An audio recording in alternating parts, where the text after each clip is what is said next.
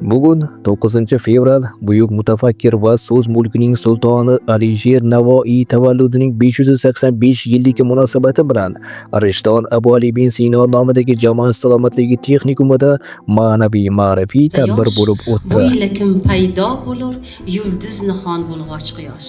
Mazkur tadbirda Rishton madaniyat bo'limi xodimlari hamda Rishton tibbiyot texnikumi talabalari faol ishtirok etdilar. Chekdim yo'lida intizor, keldi Uyni to'g'ri kesgan joyi.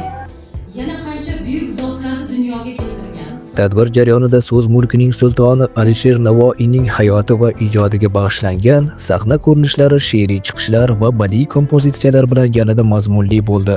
Ishtirokchilar tomonidan Navoiy asarlaridan namunalar o'qilib, buyuk bobomizning o'zbek adabiyoti va milliy ma'naviyatimizdagi beqiyos o'rni yanada e'tirof etildi. Sahna bezaklari, milliy kuy-qo'shiqlar va jonli ijrolar tadbirga o'zgacha ruh bag'ishladi. Tadbir jarayonida e'tiborni tortadigan jihatlardan bittasi unda mahalliy shoir va shoiralarning ishtiroki bo'ldi.